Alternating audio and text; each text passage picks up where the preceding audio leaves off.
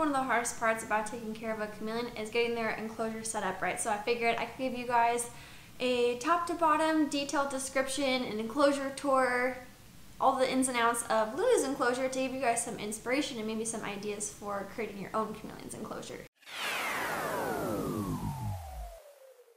Luna is an adult female Cristifer Parson's chameleon.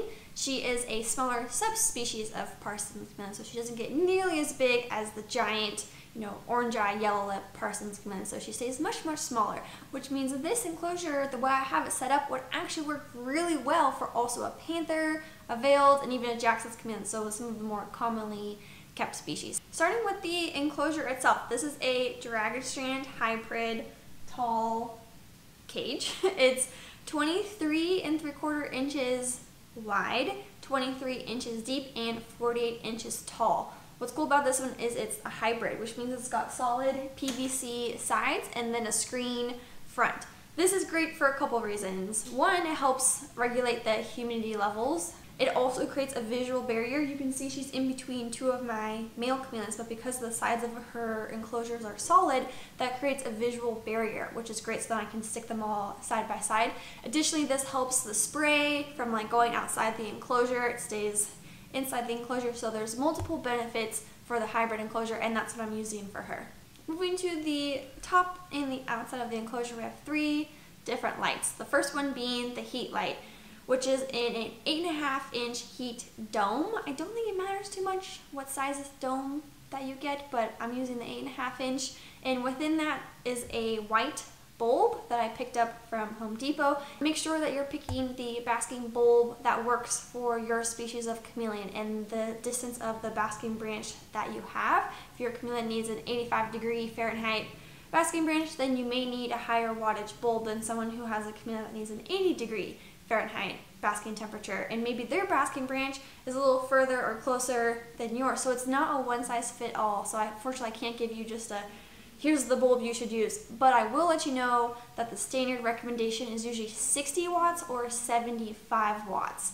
I would go for the 60 if you have a female and you need those lower temps, and I would go for the 75 if you have a male and need the higher temps. And then you can see 2 white lights moving diagonal. So those are both 36 inches, which is great because it's a 24 inch wide enclosure, but you can get 36 inches to fit diagonally, so it's more light for the enclosure. So the first one I want to talk about is the UVB bulb, which is the Arcadia Pro T5 series. It's fairly new, but it's had a lot of great feedback. I've really been enjoying it, and so it's a Arcadia 6% 36 inch Pro T5 fixture and bulb inside there, and then next to it is the Arcadia Jungle Dawn. This is also 36 inches, and with the Pro T5 UVB, it has an adapter kind of port on the back, so then you can connect your Jungle Dawn to your Pro T5, so then it can all be on one light and one timer, and they go off and on at the same time, which I think is super, super slick. So those are the 3 lights that I have up there. The plant light is not required for a chameleon, but it certainly, I've seen immense growth with my plants, and it just makes the enclosure much brighter inside, which I appreciate. Also on the top of the enclosure, which I don't think you can see, is a homemade dripper. I'll be sure to put some footage on the screen so you can see what it is. This is just a milk gallon that I've rinsed out and then poked a hole with a thumbtack, and this is a homemade dripper. Super easy to make. I have a tutorial video on how to do it, but that way it provides an additional hydration method for my chameleon. And then on top of the dripper, I also have a MistKing misting system. I have the starter V4 kit, and that's great for all 3 of my enclosures, and it works well for Luna. In this enclosure, I have the dual nozzle, and then I have the single nozzle. I found that this is super, super effective with a chameleon enclosure to have the 2 and the 1. And those are the 2 hydration methods that I use. It's common for other keepers to use foggers at night to get that bump in humidity that chameleons require. However, I'm able to achieve that just through my misting schedule and ambient humidity for the location that I live in, so I don't have a fogger for anyone who's going to ask me, but I can link some resources for you guys to check out. Making our way into the enclosure, these backgrounds are from petbackdrops.com. I will leave a link in the description box below for you guys. I bought one giant sheet and then I cut it into 3 panels and then used flex glue to glue that to the back of the panels of the enclosure when I was assembling it. I have a whole video on how I assembled the outside of the Dragon Strand enclosure, including these backgrounds, so I'll be sure to link that up above here and in the description box below for you guys to check out. The real meat of an enclosure is the plants and branches, and the branches that I have are all natural branches. They're all branches that I got from outside. I just walked around my neighborhood and just picked up branches that had broken off of trees, and then I properly sanitized them and then put them into the enclosure. I don't know the exact tree that they are. I have videos on how to sanitize branches and how to attach branches, so be sure to check those out. What I use are Dragon Strand ledges, which actually come with the Dragon Strand enclosure when you purchase it, but you can also get them separately if that's something you're into. So I have them going side to side, horizontal. I have some going diagonally.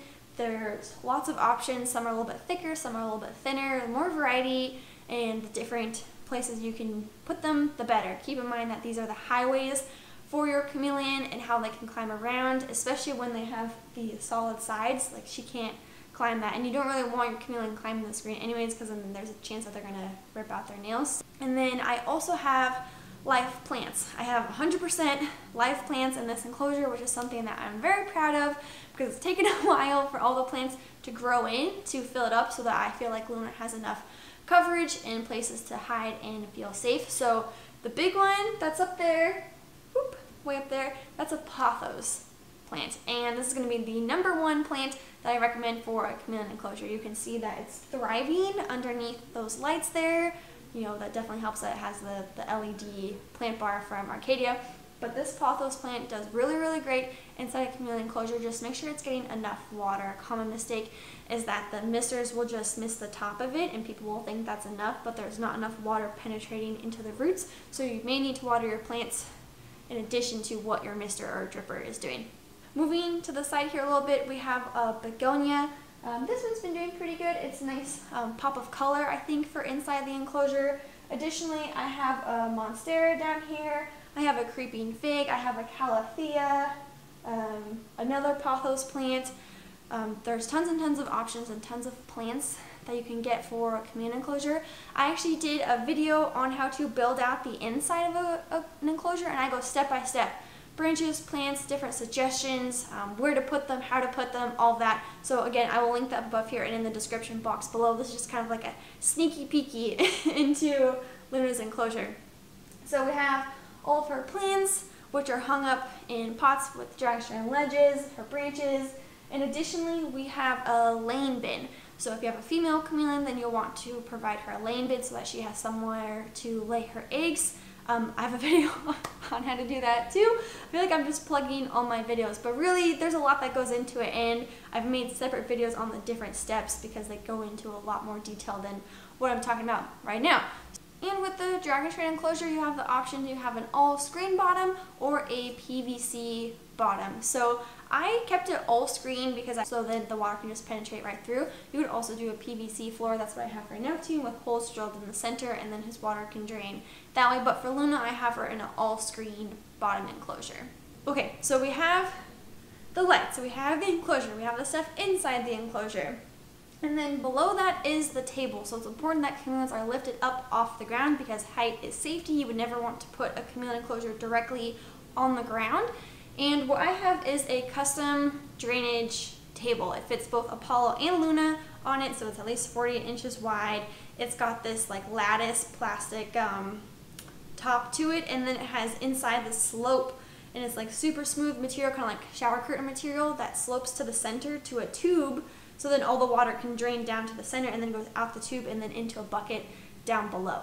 And I know you're gonna ask me like, oh, do a tutorial on how to build that. Where'd you get that? And I can't, because one, I don't know how to build it, and two, I don't even know the person who built it because it was part of me purchasing Apollo and Luna from my local reptile shop. Part of the deal, I got Apollo's weird 6-foot tall, custom built enclosure and this drainage table, which like score for me, but unfortunately I can't help you guys with all these like drainage ideas, because also Neptune's was a custom drainage table that I got off Craigslist, so I also didn't build that. but is super handy for chameleons in dealing with all their water. So I can't help you with that. But that's how I deal with the water and keeping her up off the ground, and my enclosures up off the ground. Additionally, underneath, there's lots and lots of storage space. So this is where I keep all of my bugs, this is where I keep all my supplements, this is where I keep extra tubing and extra lights and extra supplies and my feeding tongs and all that. That's where I keep it underneath, so it's out of sight in my apartment and kind of all consolidated in one area.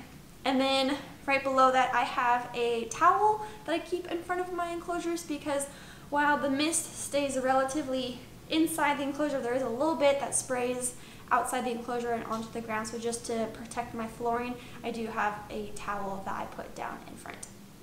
I also use a feeder cup like this to feed my chameleons. It's got little hooks that I can just hook onto the Dragon Strand enclosure. People always ask me where I get this. It's just from PetSmart. It's actually a bird feeder. So that's what I use as my cup to feed to my chameleons. And there you have it. We've got lights, the enclosure, the plants and branches inside, some way to hydrate our chameleon, and a table/drainage system. And that's the gist of setting up a chameleon enclosure. There is a lot to it though, as far as, you know, what humidity levels, what temperatures, what plants to use, how to sanitize your branches, how to attach your branches, and I have videos about all that. So I will leave a list down below of related videos I think would be helpful if you're on your chameleon cage building journey. But otherwise, if you enjoyed this video, be sure to give it a thumbs up. Leave me any questions or comments down below. Feel free to subscribe so you know when I post a new video. You can follow Neptune and all my chameleons on Instagram and TikTok at Neptune the Chameleon. Thank you so much for watching and have a good day. Bye! Ah! I dropped it. Come here. Come here. No! Dang it. Come here. You're so slippery.